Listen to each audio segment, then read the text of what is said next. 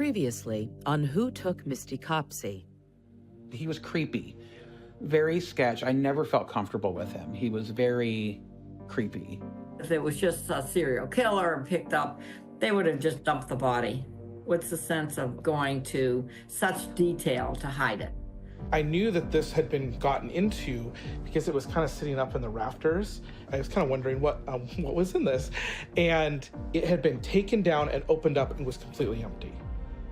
This family needs closure. That's not fair to them that they have no closure and that her mom died without knowing what happened to her baby. From ID and ARC Media, I'm Sarah Kalin, and this is Who Took Misty Copsey.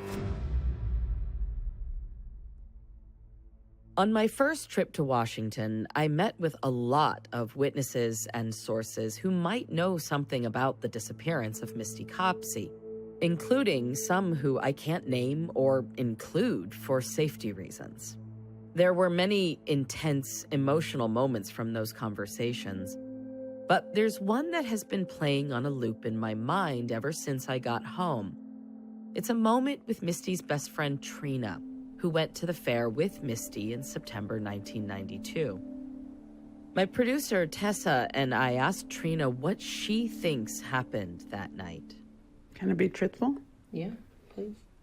Based on your instincts, if you had to guess, what do you think happened to Misty after you parted ways? Reuben Schmidt killed her. Reuben Schmidt came down and picked her up and took her to Grandma's house. Grandma's house is right next to the clothing, within 10 miles. Reuben Schmidt doesn't remember what happened that night. Bullshit. I hate him. He did it. No doubt in my mind. None. Oh, I'm shaking. She's up there somewhere at Grandma's house or something close to that. I told Trina that I'd made contact with the people who now own that farm. Trina started to cry, but she was also smiling. Her reaction shows the complexity of her feelings around Misty's disappearance. She's there, and I'm so grateful that you know the people that own the farm. She's there somewhere. That's a big farm. But I'm so happy that you just said that. That makes me feel better. It's very unfortunate that Diana's not here. She tried so hard, and nobody would listen to her. I'm just glad that Diana's now with her daughter. A few months have passed since my first trip, but my determination hasn't faded. If anything, it's grown stronger, more urgent every day. I'm frequently in touch with Misty's brother, Colton. I so badly want to get answers for him and, indirectly, for his mother, Diana. I have several reasons for suspecting that Reuben Schmidt may have been involved in Misty's disappearance. And if so, I have several reasons for thinking he disposed of Misty's remains at the Schmidt family farm. For one, there are the glaring red flags in Reuben's story about his whereabouts that night, or stories. Sean Robinson reviewed the police case file, and he reported that at first, Reuben told Puyallup police that he drove there the next day. In a later interview, he said that he blacked out and, quote, woke up there the next day. But in both versions, he said he had blacked out and couldn't remember how or why he ended up there. Right. There's also the fact that a pair of jeans, socks, and underwear I believe to be Misty's were found way down Highway 410 in a ditch on the side of the road, almost as if they'd been tossed from a passing car, not far from the Schmidt farm. Puyallup PD knew all of this.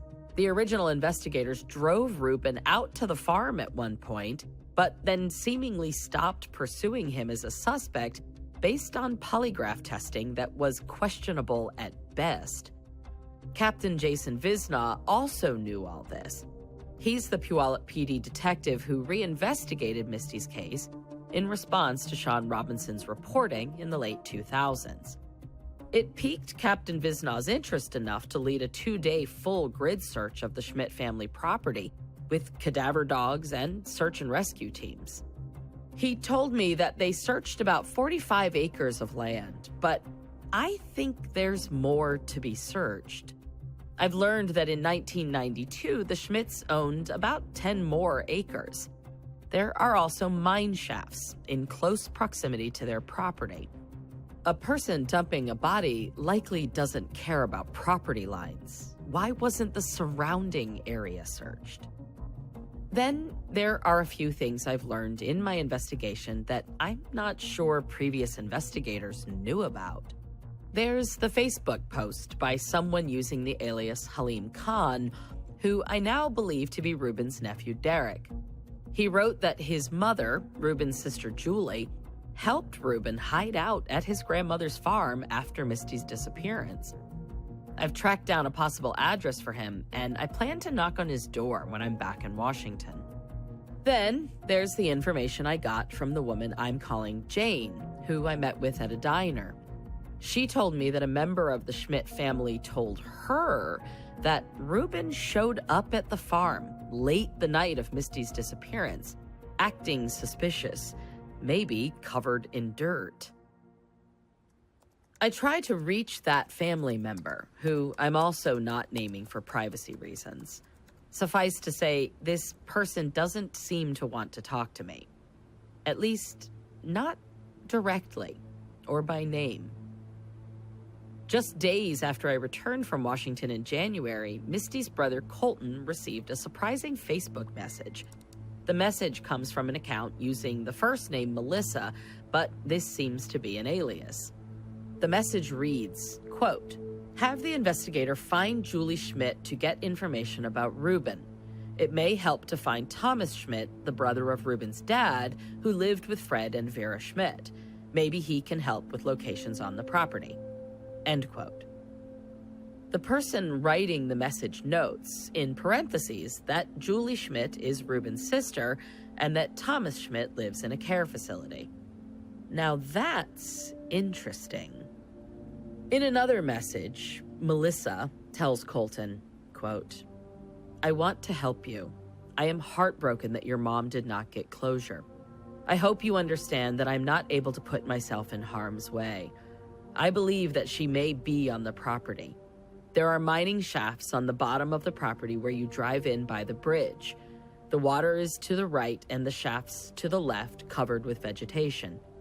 The kids were never allowed to play there because they were open shafts covered with vegetation.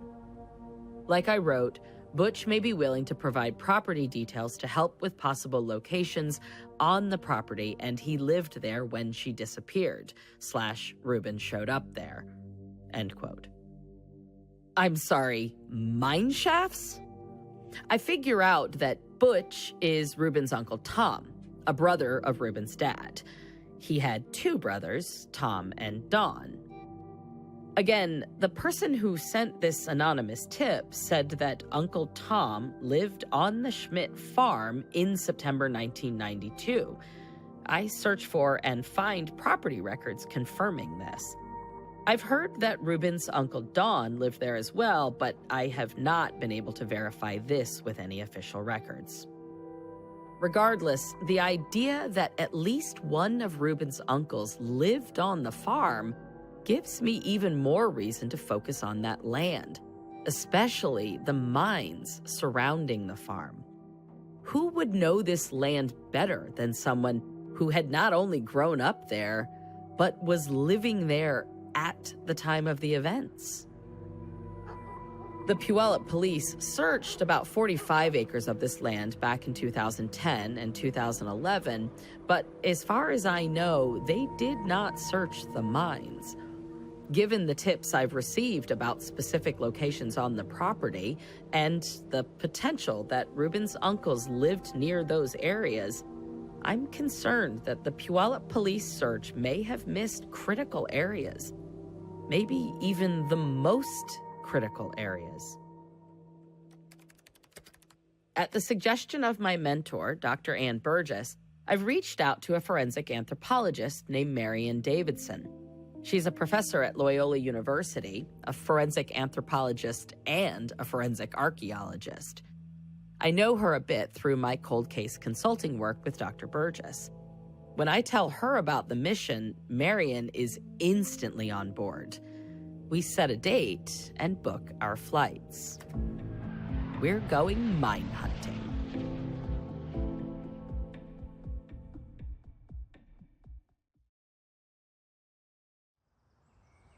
On a perfectly crisp, clear morning in April 2025, I am back in Washington, this time with forensic anthropologist Marion Davidson in tow. We're driving down the SeaTac Strip straight to the Schmidt family farm. For this first day, I mainly want to walk the old Schmidt family farm and surrounding area with Marion so that she can get an idea of the landscape, the soil, the layout of the farm versus adjacent properties. And, of course, start laying eyes on where these mines are supposed to be hidden among the heavy growth forest, rushing creek, and steep, rocky hillsides. I'm very excited about the potential value of a trip like this, but it has all come together really quickly. From the airport, Marion and I drive right to the farm. The busy highway gives way to a 2-lane road. We pass a few working farms and then reach the small road that leads to the farm. I slow down as we approach the driveway, remembering it's a sharp right turn onto gravel. All right, so this is the farm.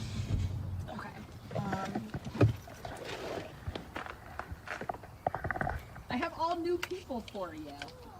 Aaron and Lindsay, the current landowners, are waiting for us outside. We make introductions, then Marion gets right down to business.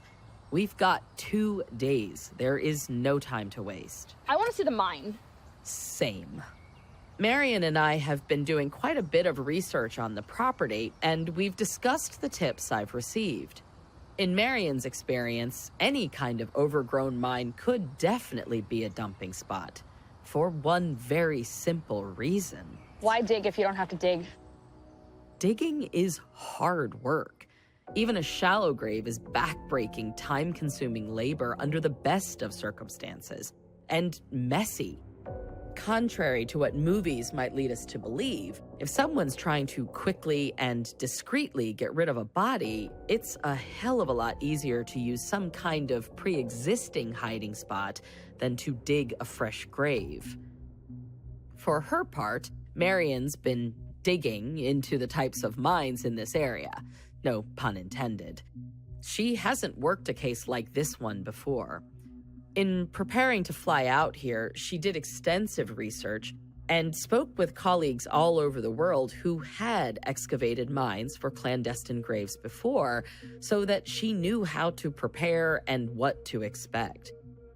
From there, she researched the mines specific to Western Washington, the types, the sizes, the protocols for excavating. She is a research scientist in every sense of the term. And though she has questions that can't really be answered until we're on the ground, she tells me that she's starting to get a handle on what it might take.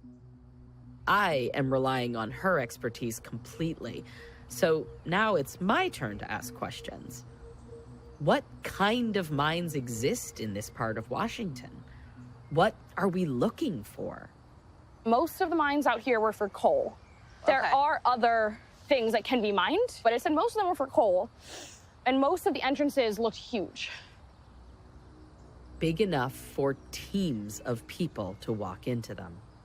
Now, this is just Marion's general research on the area.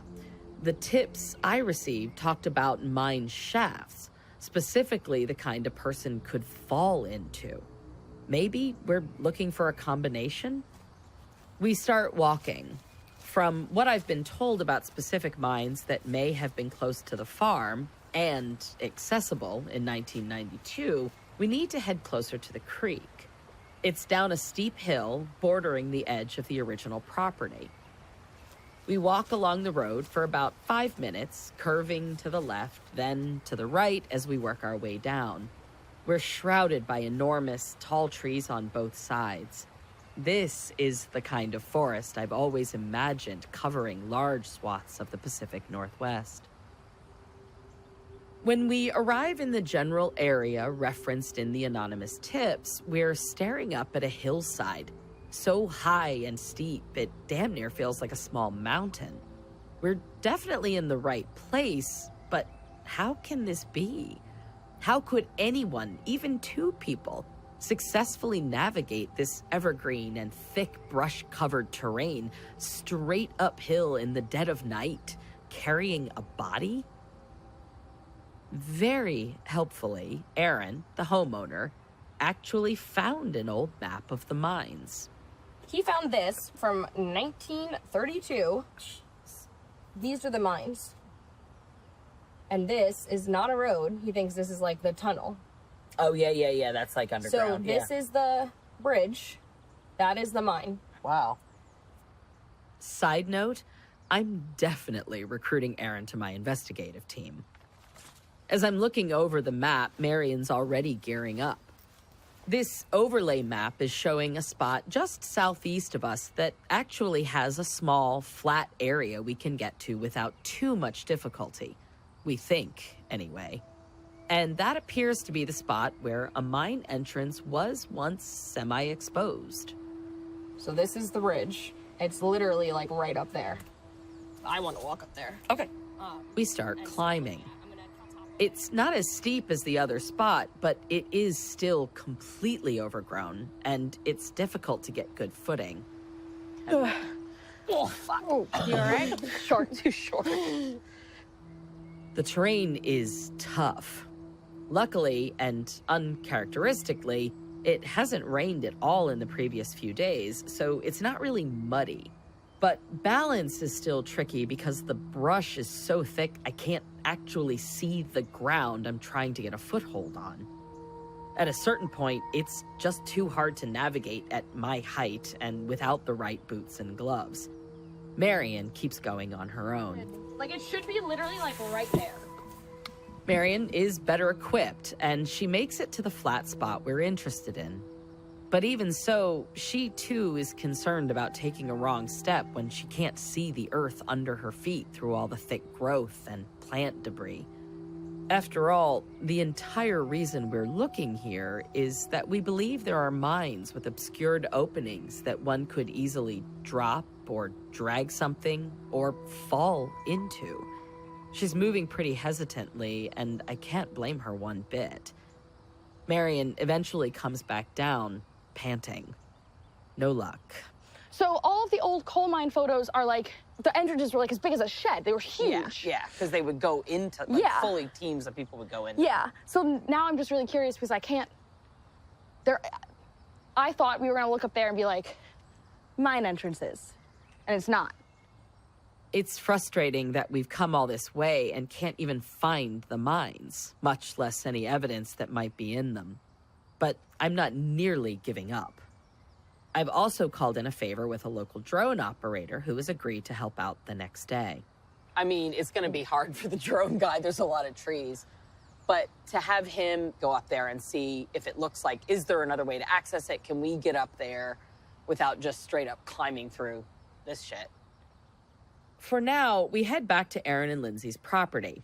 We drink water, get some food, and start considering our next move. Marion asks Aaron about the property. What did this plot of land look like when they bought it? That's when he mentioned something offhand. There's a large evergreen kind of bush that I think was right about in line with those trees, and the septic tank sat right behind it. The septic tank? The Schmidt's septic tank? Aaron says yes, there was an old septic tank on the property when he and his wife bought it. Right here was a about 8 foot by 5 foot by 5 foot concrete tank with a concrete about 2 foot in diameter lid that sat on top, but it was not secured in any way. And then when we did the process of building our house, I had somebody fill it with gravel. There's companies that will come and pump out all the sewage and stuff, we figured since this was going to be our drain field anyways, and it had been sitting vacant for 10 years or whatever, we just filled it in with gravel and then covered dirt on top of it. The potential significance of this strikes me immediately, and the more Aaron describes, the more important I think it becomes.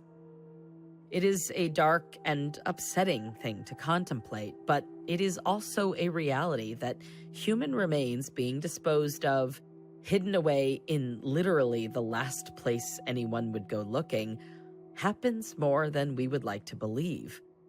As Aaron is describing the location of the tank, the ease of access, and the fact that it had not been cleaned out, it is clear to me that we must, at a minimum, exclude this defunct cement box just below the surface of the earth, mere steps from the Schmidt family farmhouse's front door. My dad and I were commenting on how easy it was to lift this lid off. And we were like, oh, don't fall in there, because it was definitely big enough for multiple people. What does that mean to you? It means I want to dig it up.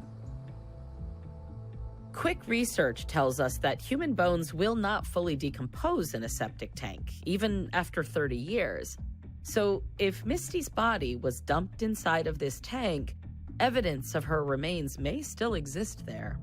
Answering this question means getting to the bottom of the old tank.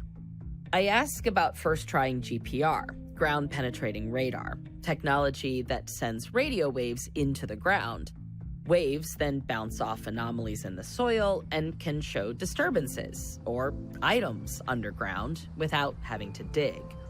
The only issue with GPR is it's not really ground truth unless you dig it up. It'll show differences and consistencies in the ground or like anomalies, but you can't really know for sure what that is until you dig it up. In other words, even if the GPR shows anomalies, we'd still need to dig it up to see if those anomalies are bones. It wouldn't be super difficult to do a couple test pits here and see if we can find the outline of the septic tank itself. Just as I'm starting to imagine Aaron and Lindsay's beautiful yard riddled with test pits, Aaron seems to read my mind. We're planning on doing some landscaping later in June. So if it was something where you said, okay, we have to dig a giant hole here, it's not the end of the world, because we're going to be bringing in some topsoil and other stuff over this later this year anyways. Better now than June is what you're saying. Yeah. I'm genuinely taken aback by how willing Aaron and Lindsay are to support this search, whatever it looks like. It's a kindness we are incredibly lucky to have encountered. And so with Aaron's blessing, we start digging. I'm just trying to get the topsoil off, because once you do that, everything else is so much easier. I just want the topsoil loosened. Do you remember how deep it went down? I mean, it was at surface level, but when they filled it in, they did have excavators out here, so it would have been very easy to put excess stuff on top. We're looking for any sign of gravel, a sign that we've hit on the old septic tank. And just really want to make sure that that is not, that it is a rock, you know what I mean? Yeah. Before we go too far in a direction for no reason.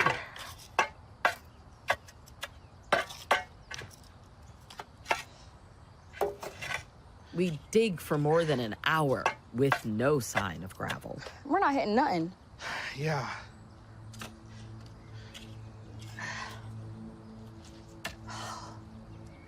Here's some gravel here. Yes! In the ground. Gravel. Gravel in the ground. That was in the ground, that was not on the surface. Aaron strikes gold. And by gold, I do mean a septic tank. All of this is gravel. I want to be as realistic as possible here. I'm not hacking away at the ground, covered in dirt, expecting that at any moment we'll find Misty. But I also cannot ignore the most basic facts in homicides. Most victims are killed by someone they knew, and most killers want to be rid of the remains as quickly as possible. This math means that we must eliminate the most readily accessible spots connected to the most obvious individual before doing anything farther afield. If Reuben did this, and if Misty was dumped somewhere on the farm, I don't know it's here in the septic tank. But it will have to be eliminated at some point, so it might as well be right now. As Marion starts trenching out the area, Aaron asks me a question about Reuben. Do you happen to know if Ken Schmidt is one of his uncles? Interesting question, but no. I tell Aaron that according to my research, Ken Schmidt was Reuben's father. He died in 1987 when Reuben was a young teenager. Because the old truck case kind of a thing that was rifled through in that very first break-in has the name Ken Schmidt on it. Yeah, I saw that. A few days before the trip, Aaron had sent me a picture of the empty wooden toolbox after the break-in. When I spoke with Aaron and Lindsay on my last trip, they had told me about a series of break-ins at the property shortly after they bought it, but before they'd moved there. Most of them seemed like run-of-the-mill burglaries, but the first one was different. It was very soon after Aaron and Lindsay had bought the property. They'd barely even started work on tearing down the old house to build their new one. We were bringing all of our stuff out here. We're like, we're going to get started on this building project. And so, yeah, we had thousands of dollars worth of tools sitting out here. None of that was taken. The only thing that seemed to be disturbed was this roughly 5-foot-long truck bed toolbox. Aaron could tell instantly that it had been rifled through. Because it was kind of sitting up in the rafters of the barn. They took it out of the rafters and onto the floor, and it was sitting open. The fact that they went into the barn and opened up this red truck box kind of a thing seems very odd. Very odd indeed. Especially a new detail that Aaron just mentioned. One I should have clocked when he sent me the photo, but I missed it in the flurry of preparing for this trip and fielding all the anonymous tips. The toolbox was red. Misty's jeans were found with red paint chips on them. Could this be where those paint chips came from?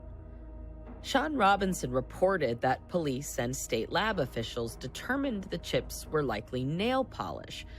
But that was years ago, and we don't have the paint chips to examine. It's possible that testing with newer technology might yield different results. I also asked Trina about red nail polish and whether she recalls Misty wearing red nail polish. She says pretty unequivocally that Misty did not. What if these paint chips were actually paint from a toolbox? What if Misty's body was in the truck bed for transportation, or her clothes were at some point stuffed into that big red wooden toolbox?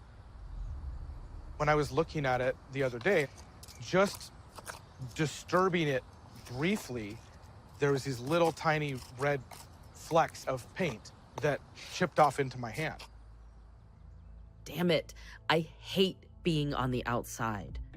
Of course, there's a strong chance the state officials are correct, that the chips are indeed nail polish. But what if that was a mistake, given the huge advancements in forensic technology over the last decade or two? This is something the PPD can potentially act on now. Puyallup police could do a paint sample comparison. As Aaron and I are discussing this, Marion continues uncovering the edges of the septic tank. Eventually, after more than 4 hours of digging, we can see the full outline. It's getting late in the afternoon, and this seems like a good stopping point for the day. Having uncovered the tank, we're feeling hopeful that we can get into it tomorrow. We'll be back bright and early. Marion will keep digging, quite literally. I'll be digging too, in another way. Trying to see if I can find Reuben's uncle, Tom Schmidt, or Reuben's nephew, Derek. I'm determined to dig deeper into the mystery of Reuben's actions and the potential that an uncle was with Reuben on the night that Misty disappeared.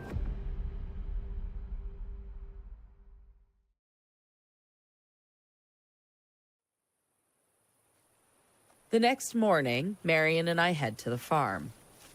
It's a long day of digging. I've joined her in the dirt and rocks now, and as daylight turns to dusk, we're about 3/4 of the way into the septic tank. The manhole-size opening is now fully exposed, and much of the dirt has been removed. Marion and I can both fully stand inside the tank, but there's nothing gross, just lots of dirt and very large rocks. This is not an easy task. We take turns in the tank, filling a 5-gallon bucket with earth, heaving it up to the other one above ground for emptying, and then filling again. The tank is deeper than we anticipated, which only makes me that much more certain that it would have been a place to hide a body. We dig for more than 8 hours. We remove loads and loads of dirt from the septic tank, trying our best to get to the bottom. Eventually, muscles aching and light dwindling, we call it for the night. On our drive back to Tacoma, I hear from our researcher. She says that Reuben's Uncle Tom is living about 15 minutes from the farm in the nearby logging town of Enumclaw. The next day, I drop Marion at the farm, and I go to see what else I can find out about Reuben and his potential actions on the night that Misty disappeared.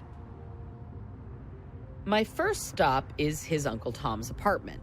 To my utter surprise, Tom opens the door. Well, open is a generous term. He cracks the door just enough to hear what I have to say, and we talk through that crack for about 15 minutes. The conversation doesn't do anything at all to convince me of Reuben's innocence, nor does it confirm any involvement. Tom does, however, tell me that his brother Don, the uncle who owned an orange pickup truck, is dead. Our researcher confirms that Don died in 2021. That leaves me with the so-called Halim Khan, who wrote Facebook posts about Reuben's sister, helping Reuben cover up his involvement in Misty's disappearance. Again, I believe this is Reuben's nephew, Derek, and I found a possible address for him in Washington. I have a street address for an apartment complex, but no specific apartment number. I drive over to the apartment complex, hoping a receptionist or property manager will have more specific information. I hit another dead end. I speak with someone who works for the property management company. She will not confirm or deny any resident addresses. I leave a note with my name and number and ask that she pass it on if any such resident lives on this property. This is one of the most challenging aspects of cold case work, especially when attempting to solve a case from afar. I have limited time on the ground. I need everyone to happen to be home on the day I happen to show up. And more often than not, they're not. It's frustrating. I also try the phone numbers listed publicly and ask local authorities to try to make contact. I have no luck. At least not today. Still, the day is not entirely lost. As I start to drive back to the farm, my cell phone buzzes. A new text message. It's Marion telling me she has definitely reached the muck at the base of the septic tank. By the time I pull down the driveway, she's packed up, standing next to a massive pile of dirt. She can conclusively state there are no human remains in the tank. It's disappointing, of course, but we both agree that it was crucial to know for sure so we can turn our focus to the mines.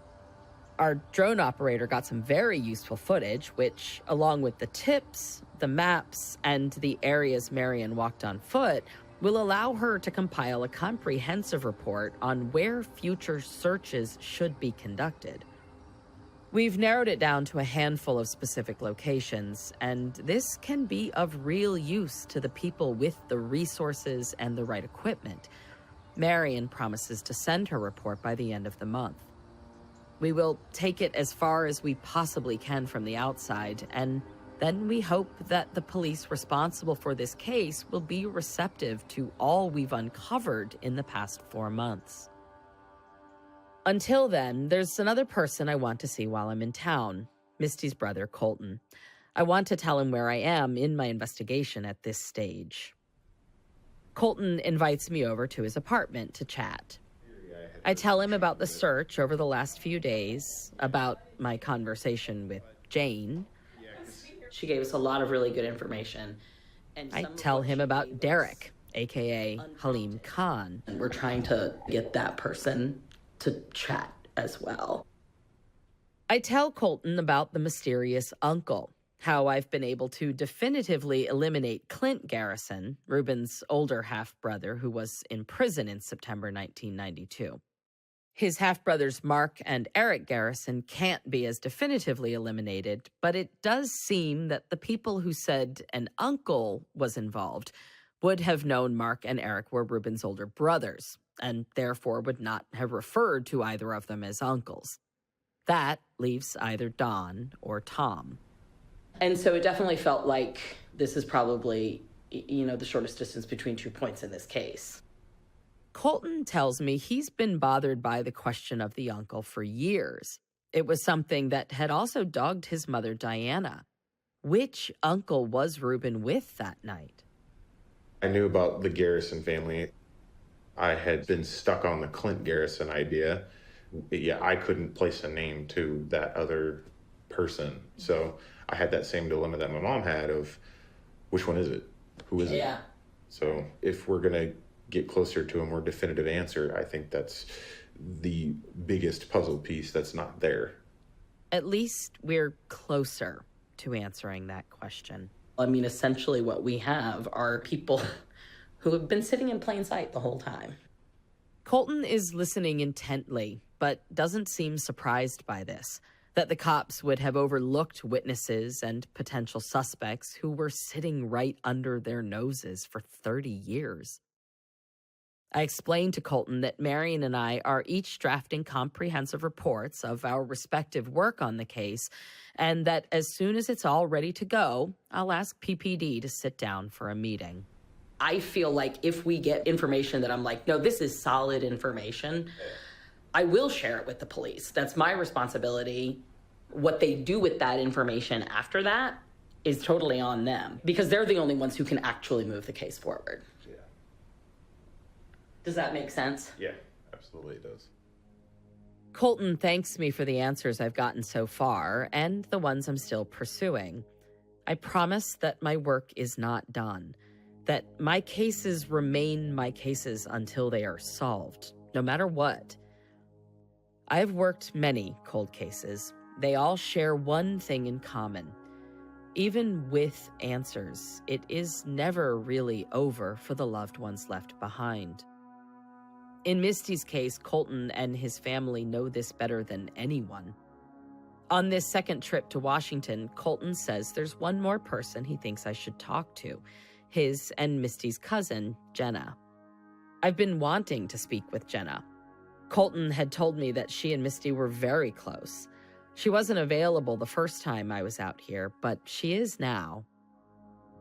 We get in the car to drive over to Jenna's. Along the way, Colton tells me that our work together has already helped him start to see a way forward. I've never really, thought about, I guess, ending the story. It's never really occurred to me. It just kind of seems like, well, we're just going to keep pushing. And then it's like the idea of it came to me the other day. It's like the first time I've ever really thought about, what if we, find her and, this is, over.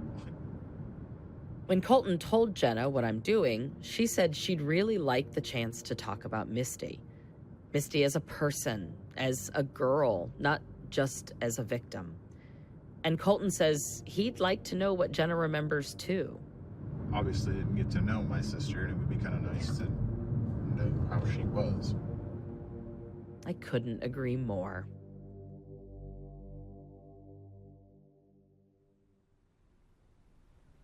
Misty, she was my favorite cousin. We're 3 years apart, so I was 11 when she disappeared. She was 14. Sorry. I am a little sensitive, so I apologize.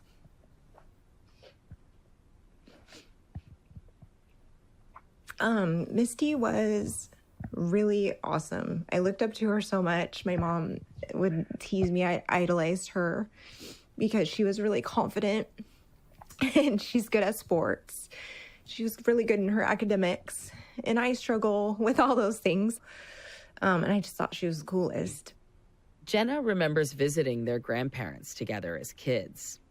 We used to go out back, and there was like a little creek that ran through, and we thought it was fun to like build little bridges and jump across. And my grandma had a spare room with like an old antique radio, and we would just jam out in there. And she loved music, and so did I. So we would sing, and just any song she liked, I liked. And she was a huge New Kids on the Block fan. And we'd talk about who was the cute ones. And like I said, I idolized her. She was so cool. And she was tall, and I've always been short. So I just would like be like, she's so cool. Like the height made it even cooler, you know?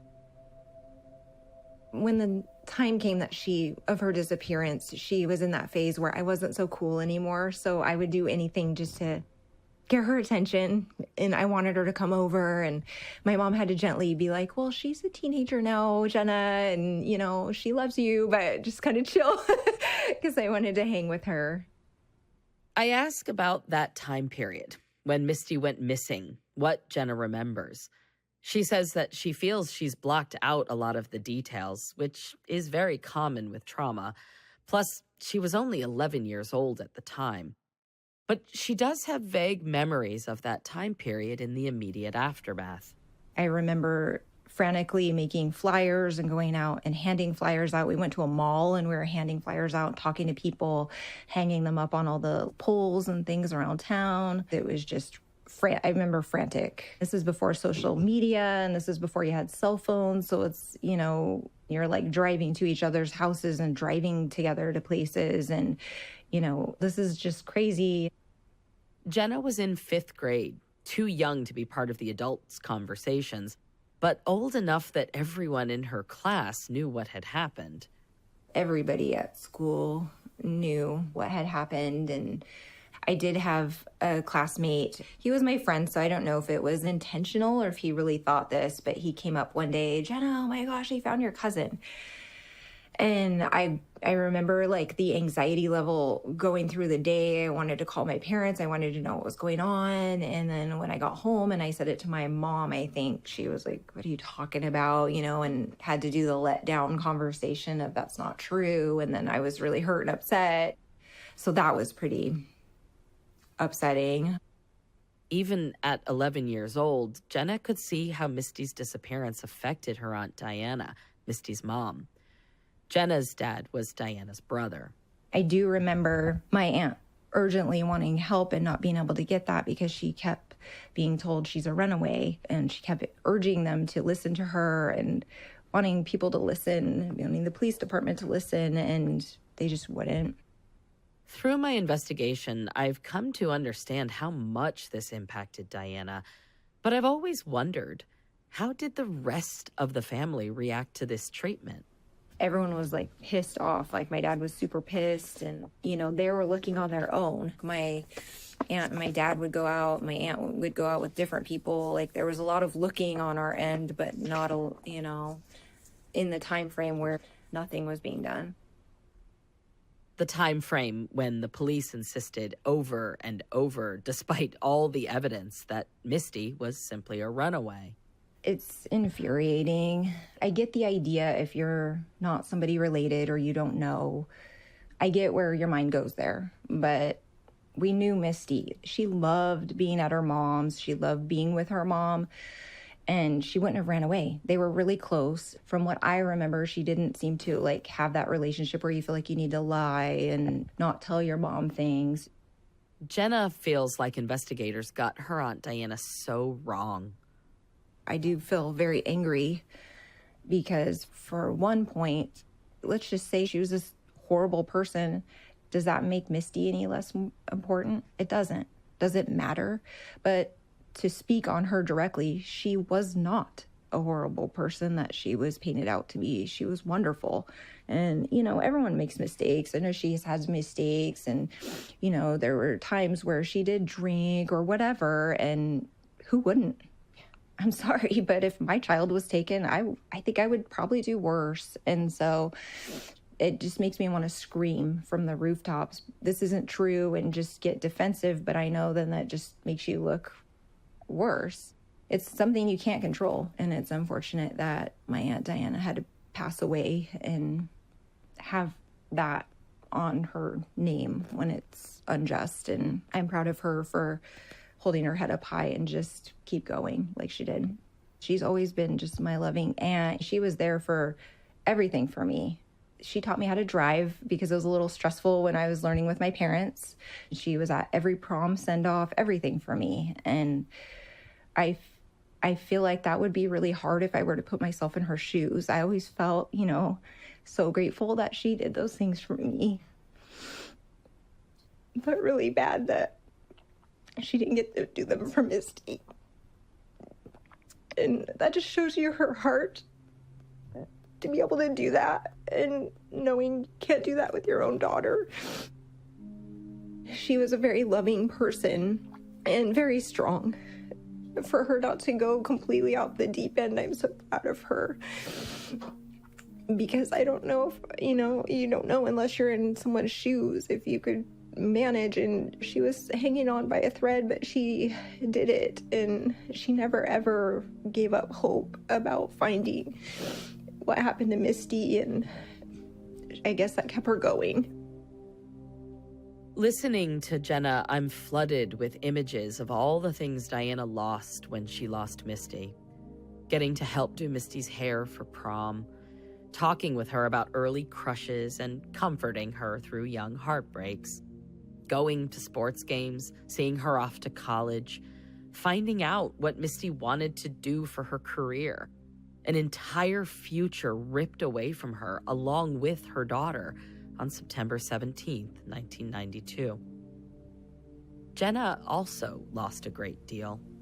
I feel like I was robbed of what would have been one of my best friends, and that's my own selfish feeling outside of all the obvious things, like for my aunt and, Colton and my family. That's my selfish thing that I think about. My husband's 4 years older, and I just feel like we would have just all been really close, and would she have had kids, and just all the things, every dance, every, getting my driver's license, my wedding, all these things. I just always thought of her and thought this should be her too. I ask what resolution would look like for her. My thing really is I want Colton to be able to move in his life and have answers. He's young, and this has been so many years, and he's wonderful. He won't ever give up on the fight, but I want him to be able to get those answers that he's been working so hard for. This makes me feel profoundly sad, but also profoundly hopeful. The tragedy of Misty's case has been hanging over this family for more than 3 decades. Colton is an old soul, but he's a young man. He's 26 with a long life ahead. He shouldn't have to live it mired in this tragedy. Diana spent years fighting with Puyallup police over her daughter's disappearance, and Colton has told me he feels a responsibility to his mother to keep up the fight for answers, for as long as it takes. Obviously, we want this so badly, and not just for Colton, for the whole family, but I look at Colton the most because he is young, and he has been doing so much to get the answers, and I want that, I believe we are closer to those answers than we have been in years, but we still don't know where Misty is. I hope with every fiber of my being that if we all keep at it, it won't be much longer before we're able to answer the questions. Who took Misty Copsey? And where did he or they put her? And bring the person or persons responsible to justice. Who Took Misty Copsey is produced by ARC Media for ID. The network executive producer is Meredith Russell. This series is hosted and written by me, Sarah Kalin. Our senior audio producer is Danielle Elliott.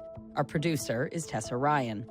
Executive producers are Zachary Herman, Doreen Razam, and me. Co-producer is Lindsay Agee. Score is by Travis Bacon. Sound editing and mixing is by Dean White. Assistant editor is Andrew Salamone. Audio engineering and editorial feedback provided by Josh Wilcox at Brooklyn Podcasting Studio.